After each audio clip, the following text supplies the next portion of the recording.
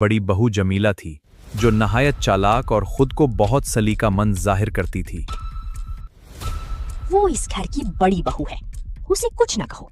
एक बुजुर्ग खातून रजिया अपने 3 बेटों, 3 बहुओं और पोते पोतियों के साथ रहती थी।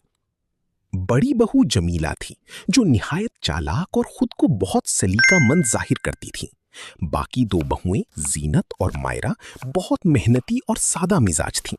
जीनत खामोशी से हर काम कर लेती, जबकि मायरा बज़ाहिर नर्म मिजाज मगर ज़हीन थी।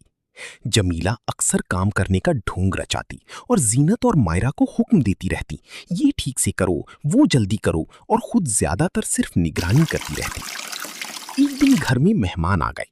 रजिया ने मुस्कुराती हुई बहुओं से कहा, जल्दी जाओ, मेहमानों के लिए जूस बनाओ और फिर खाना तैयार करो। मायरा फौरन किचन में जाकर जूस बनाने लगी और जीनत सब्जियां काटने लगी। किचन में गर्मी बहुत ज्यादा थी, चूल्हा जल रहा था और पसीना उनके चेहरों से टपक रहा था। इतनी में जमीला आई, बोली, देखो, सब काम ठीक से होना चाहिए। जैसे ही मायरा ने जूस तैयार किया, जमीला ने फौरन ट्रे उसके हाथ से ले ली और खुद मेहमानों के पास जाकर पेश करने लगी।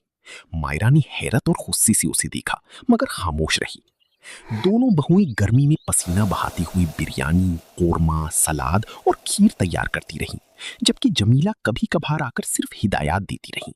जब खाना पेश हुआ तो मेहमानों ने जमीला की बहुत तारीफ की, जबकि असल मेहनत करने वाली बहुएं खामोश खड़ी रहीं। मेहमानों की जाने के बाद मायरा ने जीनत से आहिस्ता से कहा, इसका कुछ करना पड़ेगा, ये हमेशा हमें इस्तेमाल करती है। दोनों ने रजिया से शिकायत की, मगर उन्होंने कहा, वो इस घर की बड़ी बहू है, उसे कुछ न कहो। ये सुनकर दोनों दिल बर्दाश्ता हो गई। मायरा ने दिल ही दिल में एक मंसूबा बनाया। कुछ दिन बाद वो अपनी मैके चली गई और जीनत भी बीमार होकर बिस्तर पर पड़ गई। इसी दौरान अचानक रजिया की बेटी अपने शौहर और बच्चों के साथ आ गई। रजिया बहुत खुश हुई और फौरन जमीला को आवाज दी, जमीला, जल्दी कुछ ले आओ मेहमानों के लिए। वो किचन में गई, पसीना पूछा और सिर्फ पानी का जग और ग्लास ले आई। रजिया ने नाराजगी से पूछा, जूस कहाँ है? जमीला ने बहाना बनाया, घर में जूस नहीं है। फिर रजिया ने कहा, अच्छा, जल्दी पुलाव और चिकन कढ़ाई बना दो। जमीला किचन में गई, मगर गर्मी और थकन से घबराकर सिर्फ आलू वाले चावल और रायता बनाकर ले आई। सब हैरान रह गए। रजिया को बहुत शर्मिंदगी हुई।